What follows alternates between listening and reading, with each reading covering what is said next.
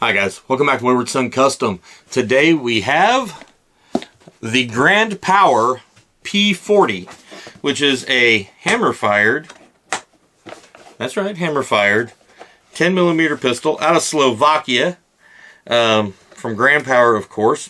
And I'm going to tell you right now, as I do this unboxing, you're going to be completely underwhelmed.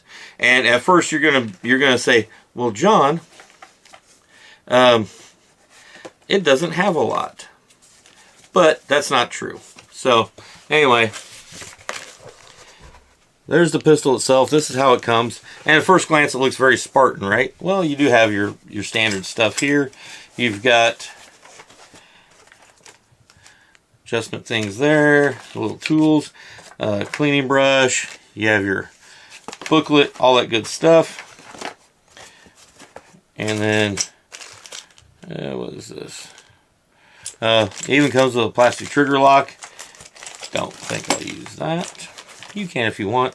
And then it does come with 3 mags, but this is not my first time handling it. I am going to take this to the range here in just a few minutes so I can finish this video.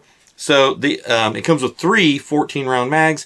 The other 2, this is one of them. The other 2 are already loaded up and ready to go for the range.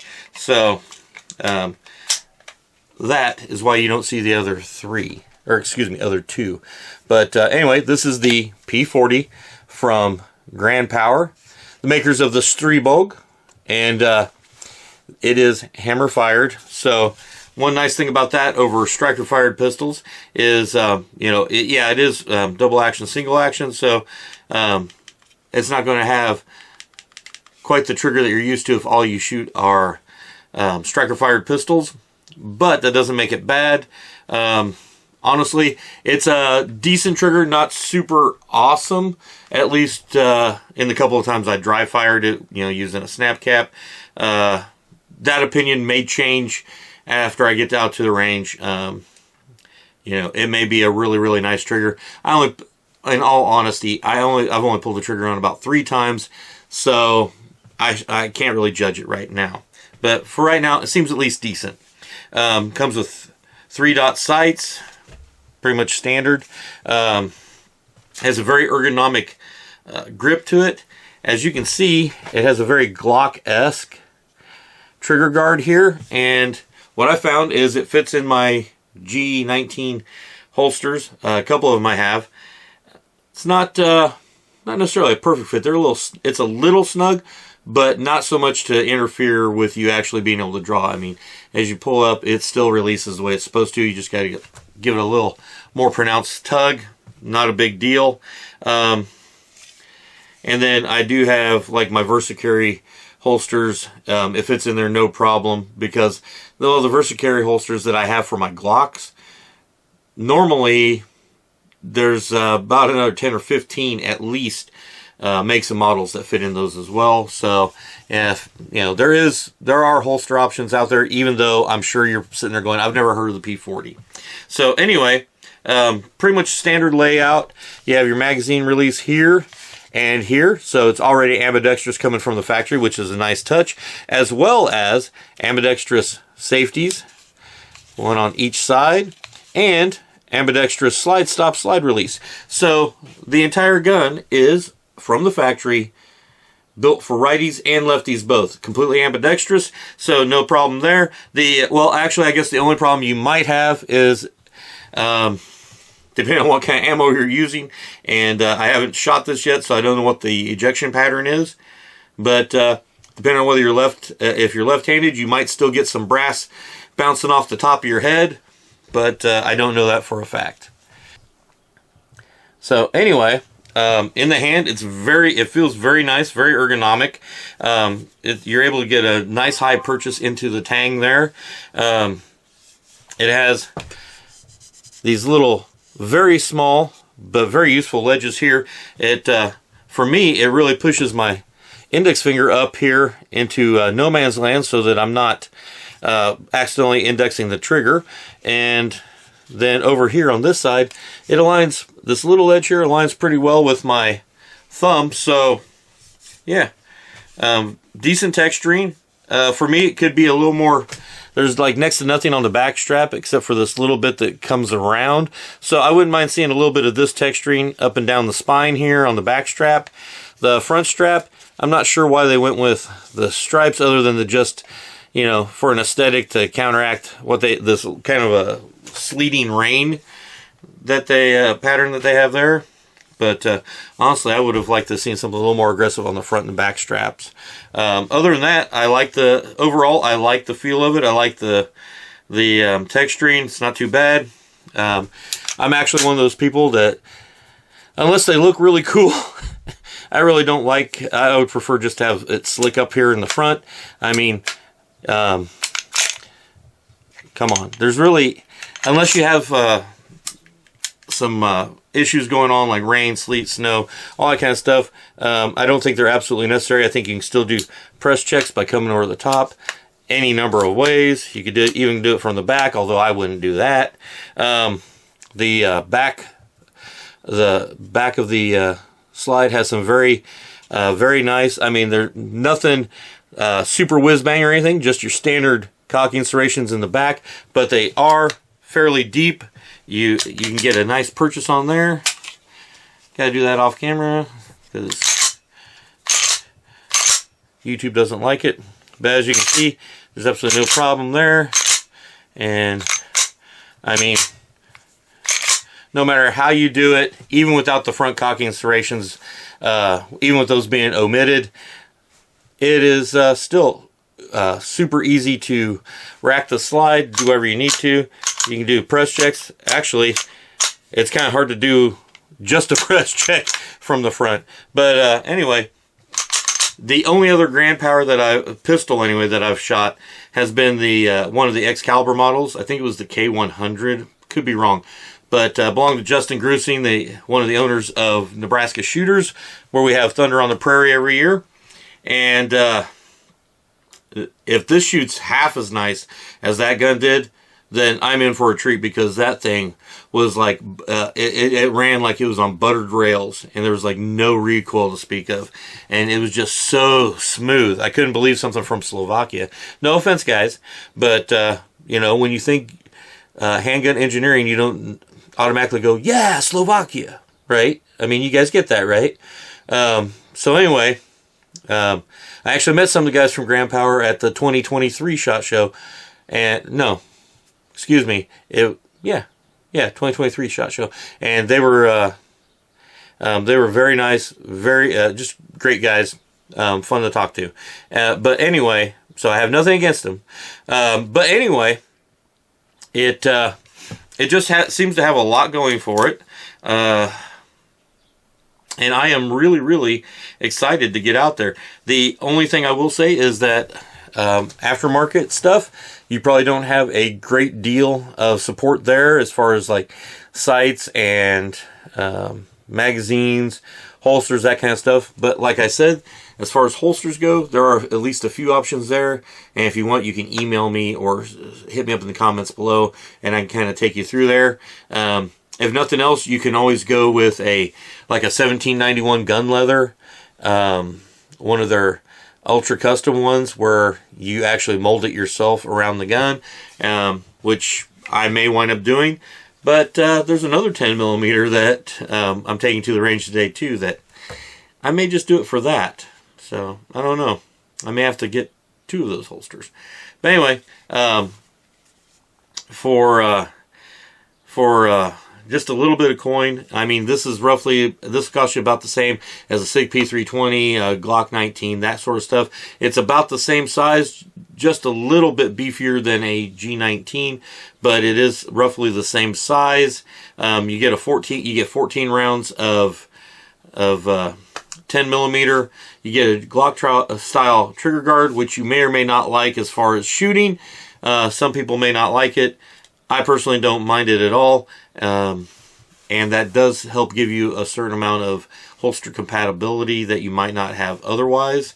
It being hammer fired versus striker fired, again, that is something that if you need it, it's really nice to have, because one of the situations where you might need is if a round doesn't go off because of the light primer strike, something like that. And so you can sit there and keep pulling the trigger until it fires.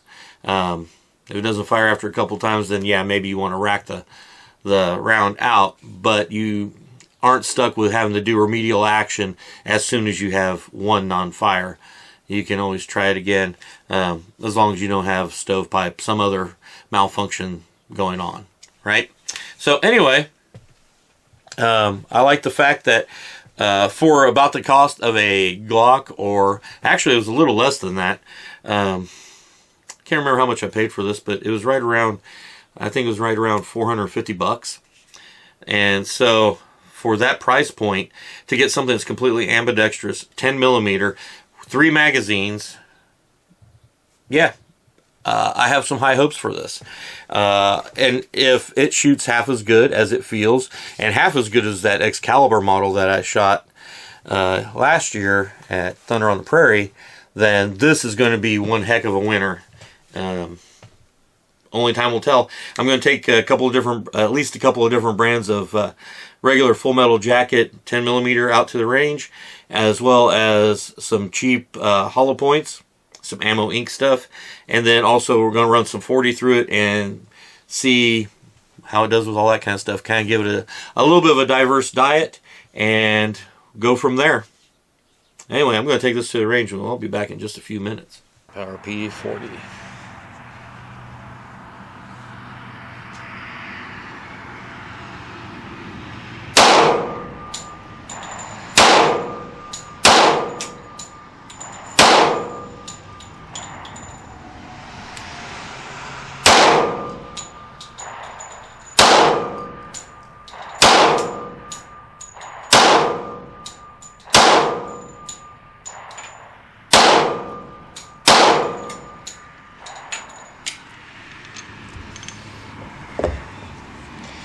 Now with hollow points.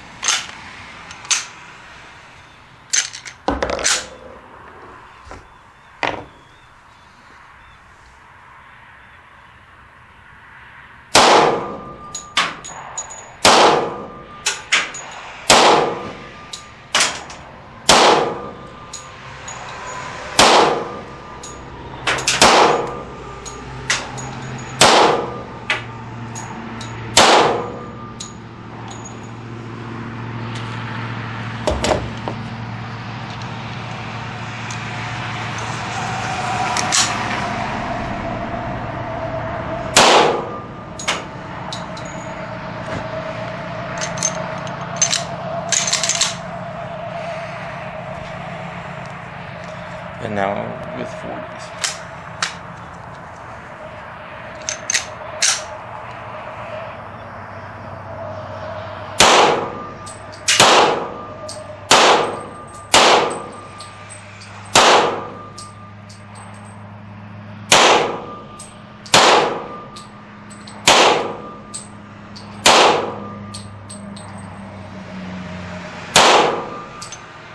More 40 P40.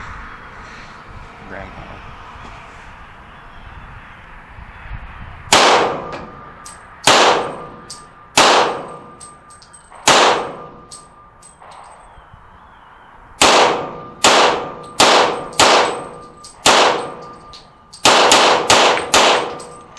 All right, so a number of you guys, when I got these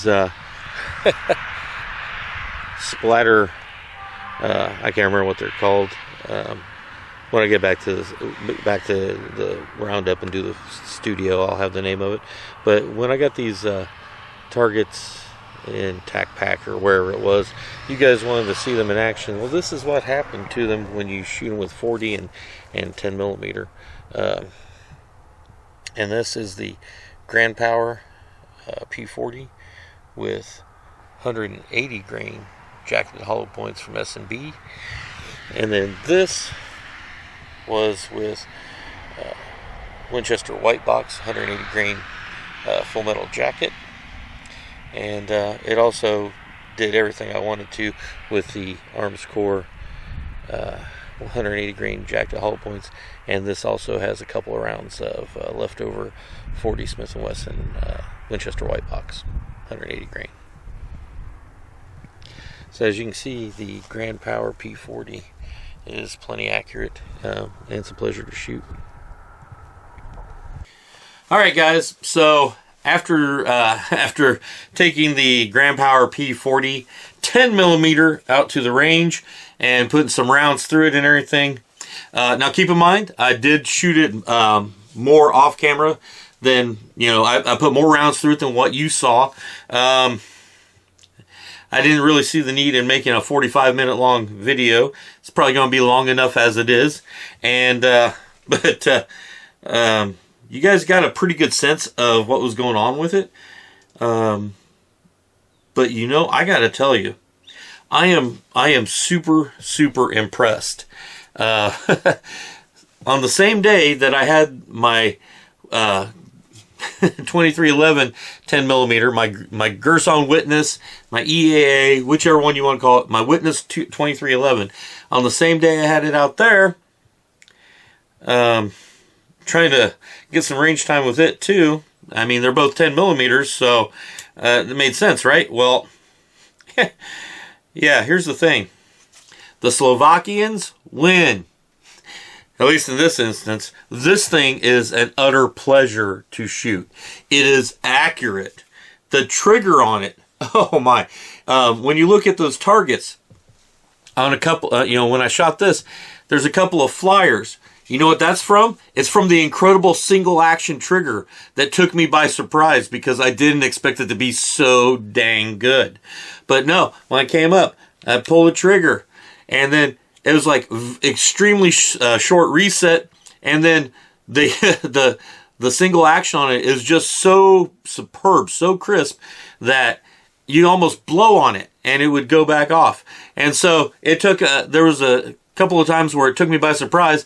For the most part, it was in the back of my mind, and I knew what it was going to do, and it was great. I mean, the take up on and everything on it is very minimal, and then you hit that wall, and then on the double action, boom, and then you got that much reset, and then nothing. I mean, it is this gun is freaking awesome for the money. Excuse me. I paid like $450, I think, for it, somewhere around there. I can't remember exactly, but it was right around the right around $450 mark. And for that price, you get a heck of a good quality gun, really accurate, awesome trigger. It comes with three 15-round magazines. Excuse me, three 14-round magazines. The Witness comes with 15-round mags, but it's completely ambidextrous. Slide, stop, slide release, the safety, the magazine release, all ambidextrous. The only thing it doesn't have, I mean, you got a rail here for accessories, a lot of compatibility with, not all, but a lot of Glock holsters. The only real knock on it is it doesn't come with night sights. I mean, which would be really nice. But you know what? That's easily remedied. And in the meantime, it's very ergonomic. It just shoots great. I mean, as disappointed as I was with the 2311, I am equally impressed with this. For half the price, this thing kicked its ass. That's all there is to it. And I wasn't really trying to compare the two. Like I said, I was just shooting them on the same day. But we'll see. Once the issues with the 2311 are addressed by the company and fixed and everything, which I'm assuming they'll do fairly painlessly. Once that's done, then I will most likely break out all of my 10mm for some sort of a comparison video. But I gotta tell you, I'm a big Glock G29 and G20 fan, and originally I thought the Witness was going to be the one that might be a little scary as far as knocking them off their perch. But I'm telling you, this thing is awesome. No affiliation with Grand Power. Just happened to spend my money wisely on this particular one because I got my money's worth on this. Every dime mine, and I'm not complaining one bit. This one will get some time in EDC land and otherwise. So anyway, you guys let me know what you think of the Grand Power P40 in 10mm. You can also shoot me a line about anything at all, but you can do either one in the comment section below or at waywardsoncustomgun@gmail.com. And you know what? If you haven't already, why don't you go ahead and take that very painless leap and subscribe. If you like this kind of content, give me a thumbs up. And don't forget to share the video. Hit the bell notification. All that good stuff that jogs the algorithm.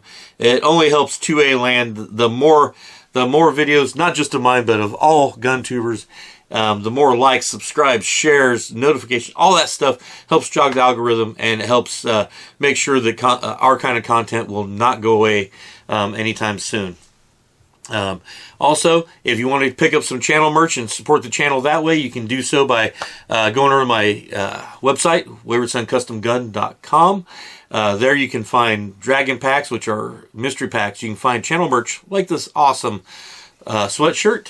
You can also get Thunder on the Prairie 2024 merchandise for the YouTuber gun channel event that's coming up in Nebraska on June 1st and 2nd.